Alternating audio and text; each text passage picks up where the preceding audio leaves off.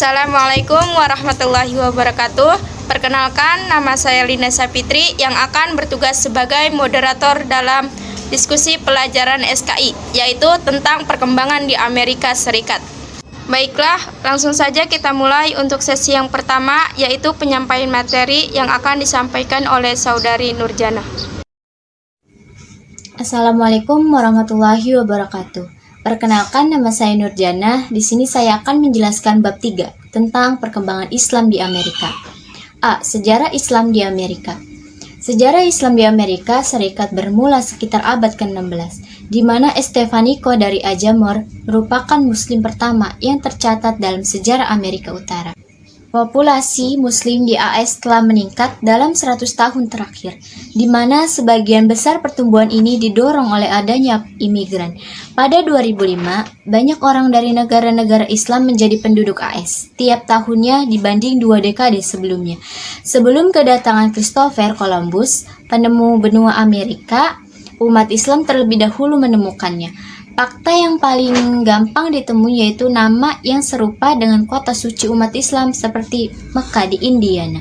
Selanjutnya, 1. Histori sejarah Islam di Amerika. Sejarah resmi selama ini mengatakan bahwa Christopher Columbus lah yang menemukan daratan luas yang kemudian disebut Amerika.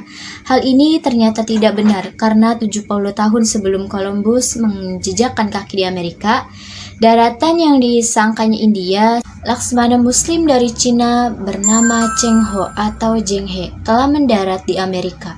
Penemu Amerika bukanlah Columbus, tetapi umat Islam. Dalam esainya, Dr. Moreh menulis ada sejumlah literatur yang berangkat dari fakta-fakta empirik bahwa umat sudah hidup di Amerika beberapa abad sebelum Columbus datang. Salah satunya yang paling populer adalah esai Dr. Yusuf Moreh dari Preparatory Committee for International Festival to Celebrate the Millennium of the Muslim Arrival to the Americas tahun 1996 yang berjudul Pro-Columbian Muslim in America. Ada 3 macam sikap orang Islam dalam menghadapi inkuisisi itu, antara lain: A. Orang tidak mau beralih agama, akibatnya mereka disiksa, kemudian dieksekusi dengan dibakar atau dipancangkan di kayu salib. B. Orang yang beralih agama menjadi Katolik Roma, mereka itu diawasi pula apakah memang berganti agama secara serius atau tidak. C. Orang yang melarikan diri atau hijrah menyeberang laut Atlantik yang dahulunya dinamakan Samudra yang Gelap dan berkabut. Selanjutnya, ada banyak literatur yang membuktikan adanya kehadiran muslimin gelombang pertama ke Amerika jauh sebelum zaman Columbus. Bukti-bukti itu antara lain sebagai berikut. A. Abu Hasan Ali Ibnu Al-Hasain Al-Masudi merupakan seorang pakar sejarah dan geografi yang hidup dari tahun 871 sampai 957 Masehi. Dalam karyanya yang berjudul Muruj Adab wa Mad Al-Zawahar, Hamparan Emas dan Tambang Permata, Abul Hasan menulis bahwa pada waktu pemerintahan Khalifah Abdullah Ibnu Muhammad 888 sampai 912. B. Leo Weiner, pakar sejarah dari Harvard University of America 1920 menulis bahwa Columbus telah mengetahui kehadiran orang-orang Islam yang terbesar seluas Karibia. C. Geografer dan pembuat peta bernama Al-Sharif Al-Idrisi 1099 sampai 1166 menulis dalam bukunya yang terkenal Nujhat Al-Mushtaq fi Ikhtiraq Al-Faq, ekskursi dari yang rindu mengarungi ufuk, bahwa sekelompok pelaut dari Afrika Utara berlayar mengurangi samudra yang gelap dan berkabut dari Lisbon atau Portugal dengan maksud mendapatkan apa yang ada di balik samudra itu, betapa luasnya dan di mana batasnya. D. Columbus dan para penjelajah Spanyol dan serta Portugis mampu melayani Samudra Atlantik dalam jarak sekitar 2.400 km karena bantuan informasi geografis dan navigasi dari peta yang dibuat oleh pedagang-pedagang muslimin. Kedua bersaudara pinjon ini masih memiliki ikatan kekeluargaan dengan Abu Zayan Muhammad III. 1362 sampai 1366. Sultan Maroko dari dinasti Marindi 1196 sampai 1465. Cara antropologi setelah menemukan prasasti dalam bahasa Arab di lembah Mississippi dan Arizona. Columbus menulis bahwa pada hari Senin 21 Oktober 1492, sementara ia berlayar dekat di barat pada bagian tenggara pantai Kuba, Columbus menyaksikan masjid di atas puncak bukit yang indah. Dr. Barry Fell dari Harvard University menulis fakta-fakta ilmiah telah menunjukkan bahwa berabad-abad sebelum Columbus telah bermukim kaum muslimin di benua baru dari Afrika Utara dan Barat. Menurut Dr. Yusuf, peroleh sekarang saja terdapat tidak kurang dari 565 nama tempat di Amerika Utara, baik di negara, bagian kota, sungai, gunung, danau, dan desa, yang diambil dari nama Islam ataupun nama dengan akar kata bahasa Arab. Dokter merilis juga menuliskan beberapa nama kota suci seperti Mekah di Indiana, Mediana di Idaho, Medina di New York, Medina dan Hajen di North Dakota, Medina di Ohio, Medina di Tennessee, Medina di Takas yang paling besar dengan penduduk 26.000, Medina di Ontario, Kanada. Ketika Columbus mendarat di Kepulauan Bahama 12 Oktober 1492, pulau itu sudah dinamai Guanahani oleh penduduknya. Guanahani berarti tempat keluarga Hani bersaudara. Namun Columbus dengan seenaknya menamakan tempat ini sebagai San Salvador dan merampas kepemilikan pulau itu atas nama kerajaan Spanyol. Sultan yang mencatat melanglang buana hingga ke benua baru saat itu adalah Sultan Abu Bakar 1285 sampai 1312. Saudara dari Sultan Mansakan Musa 1312 sampai 1337 yang telah melakukan 2 kali ekspedisi melintas lautan Atlantik hingga ke Amerika dan bahkan menyusuri sungai Mississippi. 3. India dan umat Islam. Beberapa nama suku India dan kepala sukunya juga berasal dari akar kata Arab seperti Anasazi, Apache, Arawak, dan lain-lain. Kepala suku Indian, Cherokee yang terkenal Sequoyah yang nama aslinya Sequoyah, merupakan ketua suku yang sangat terkenal karena beliau menciptakan silabel, huruf-huruf atau Cherokee Library bagi orang Indian pada tahun 1821. Sequoyah berlainan dengan gambaran stereotip tentang suku Indian dan yang selalu mengenakan bulu-bulu burung warna-warni di kepalanya seperti yang banyak digambarkan para seniman barat. Selama ini Sequoyah selalu mengenakan sorban, bahkan sebagian dari mereka mengenakan penutup khas Arab.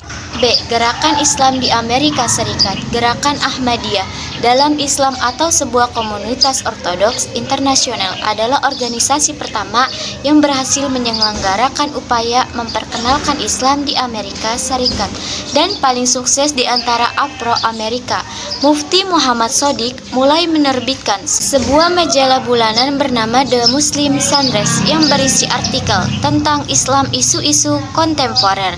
Gerakan Ahmadiyah walaupun mengalami kemajuan dalam perkembangannya di Amerika, pengikutnya tidak pernah sebanyak Nation of Islam di Amerika yang berasal dari seluruh penjuru negara. Pada dasarnya adalah karena Ahmadiyah tidak berkhutbah tentang nasionalisme, tapi mengajarkan tentang Islam. Gerakan Ahmadiyah terus tumbuh dan menyebar.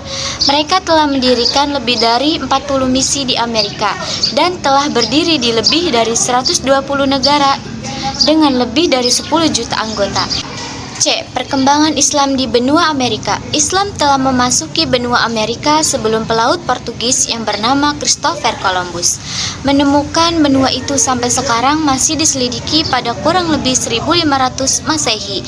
Ribuan kaum muslimin Morisco, umat Islam Spanyol yang lari mencari tempat baru karena mereka dikejar-kejar dan dipaksa masuk Kristen. Pada peristiwa penaklukan kembali pada tahun 1492 Masehi, sudah berdatangan ke benua Amerika adalah beragama Islam. Namun karena mereka mengalami kesulitan dalam mempertahankan keislamannya, akhirnya banyak di antara mereka yang tidak agama, kaum imigran Muslim memasuki benua Amerika sejak tahun 1875 Masehi sampai sekarang. A. Membangun masjid-masjid dan pusat-pusat kegiatan Islam. B. Membentuk organisasi-organisasi Islam. 2. Pada tahun 1963 Masehi, para mahasiswi Muslim berkumpul di Universitas Illinois Campaga Urbana untuk mendirikan himpunan mahasiswa Muslim yang bernama Muslim Student Association. 3. Pada tahun 1982, MSA mendirikan Islamic Society of North America atau Perhimpunan Islam Amerika Utara pada tahun 1931 Masehi. Atas prakarsa Wallace Fard Muhammad, didirikanlah organisasi Black Muslim atau kaum muslim kulit hitam di Detroit yang juga dikenal dengan sebutan Nation of Islam. Pada tahun 1934 Masehi, Wallace Fard Muhammad meninggalkan Amerika. Kemudian organisasi Black Muslim dipimpin oleh Elijah Muhammad 1997 sampai 1975 Masehi. Mengenai usaha-usaha yang telah dilakukan oleh Warid dan Muhammad antara lain sebagai berikut. 1. Meningkatkan usaha dakwah Islam. 2. Meluruskan ajaran-ajaran yang kurang tepat. 3. Mendorong para pengikutnya untuk mengambil bagian pada kehidupan sosial dan politik negara yang lebih luas. 4. Mengubah nama Nations of Islam menjadi World Community of Islam in the World pada tahun 1976. 5. Membentuk Majelis Imam pada tahun 1976. 6. Membenahi tata tertib di dalam masjid, yaitu menyingkirkan kursi-kursi dalam masjid akibat pengaruh gereja. 7. Mengganti nama World Community in the West menjadi American Muslim Missions. Pada tanggal 30 April 1980, di Wingspan sendiri terdapat Islamic Center. Pusat kegiatan Islam selama ini menjadi pusat pedoman untuk berbagai persoalan penting bagi masyarakat Muslim Amerika Serikat seperti penentuan awal Ramadan, jatuh Idul Fitri, dan jadwal sholat sehari-hari. Di balik perkembangan Islam di Amerika Serikat, para penentu kebijakan Amerika tampaknya ragu-ragu dalam mengambil posisi yang pasti terhadap kebangkitan Islam di Amerika Serikat dewasa ini. Keraguan tersebut berakar dari ketidakmampuan Washington dalam memprediksi dan mengukur dampak-dampak kebijakan luar negeri pada negara-negara Islam pada saat mereka memegang kekuasaan. Pertama, Amerika tidak ingin terlihat tidak bersahabat dengan negara-negara Islam. Kedua, keraguan secara terbuka untuk mendukung kelompok Islam manapun yang menyangkut kepentingan regional dan sekutunya. Ketiga, para pembuat kebijakan luar negeri Amerika terdapat sebentuk ketidakyakinan tentang kemungkinan terjadinya hubungan antara negara Islam dan demokrasi. Amerika Serikat tampil sebagai satu-satunya negara dikuasai. Struktur politik internasional berpola anarki piramida menggantikan pola bipolar.